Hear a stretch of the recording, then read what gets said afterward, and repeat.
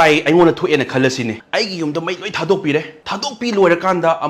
Eigee Ima Manipur Eigee Imado matoop ani thokna yennaseye hojik diplomacy sanaba matam natte amasoo saodanaba touba matam natte hojiti karigino hay matam khada kitang strict action decision law matam oirabrana khalle government mawa lawdabida moigi tongana independence day ga tawdana sophisticated weapon ga paidana mawa lawde takpa ma moida yauribase si chap action ama lokhatpa matam yaurabrana khalle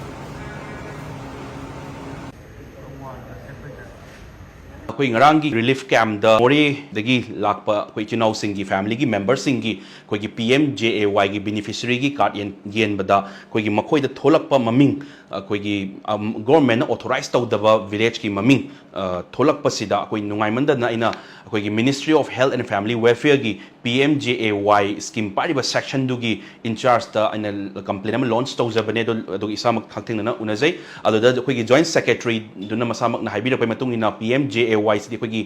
National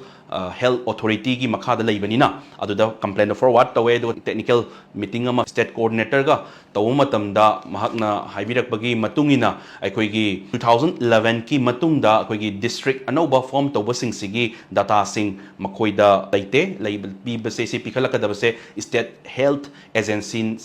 department na pikhalakadabane haibire aduna makoida data laitabaduna hojik sigi confusion myam se tholakpane na haibire aduna si yam tuna sigi leiba problem se amanabu oro yam tuna National Health Authority na assault tawjage duga tawsu tawri haidun assurance pibire edu khara na hangbirak pa yawe engonda mahesh nang yam nungaitaba male media da kita tholakpada nungaitaba male na nungaitriba maram se kauna na haiduino tasengna yam kuirabre tawra iba se do plus aigi phajakraba aikoi gi phajakraba Manipur se Sida leiriba Atataine Eigee Khallaga Eigee Yumne Mei Thadokpire loiraga Eigee Ima Manipur Eigee Imado matoop ani thokna yennaseye kananabu nungaiduino amta haibiro aduna hojikti ai leaders khudingmakta haininge leaders khudi Manipur da leiriba leaders khudingmakta hojikti kaino amasoo saodanaba themjanaba matam natte santi ne khone pamjaribase santi pamdaba mibu kana lei adubu khangan ma mathau tai karino hai matamda si Meitei dangi wanate leiriba community khudingmakna akhoi Manipur se kaiba yade ko chungthopiraga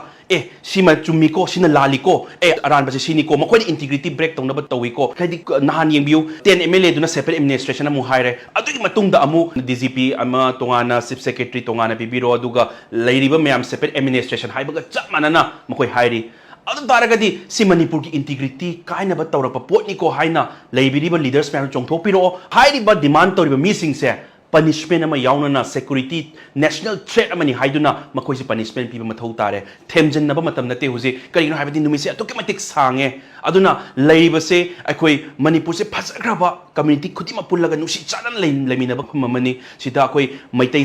nagagi ichinau sing Meitei pangan leiba community atopa mayamsu nusi chanan leiminaba mafam mamani aduga mamangai degi leiraklaba Kuki sing su leiminari sida anoba lakpa refugee chin Kuki terrorist mayam sina moida ariba leiriba Kuki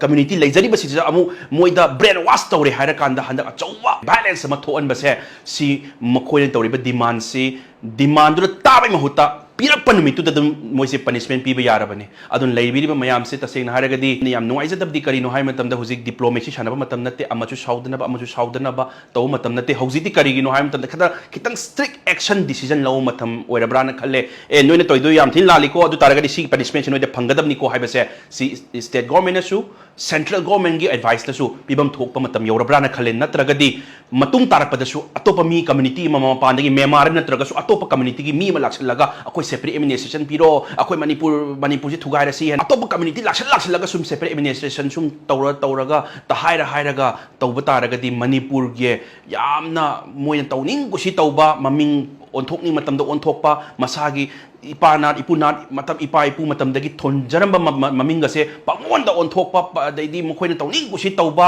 government gi mawa lawdabida moigi tongana independence day ga tawdana sophisticated weapon ga paidana mawa lawde takpa moida yauribase si chap action ama lokhatpa matam yaurabrana khalle aduna tasengna harabada ai mayam punamak leaders khudingmakta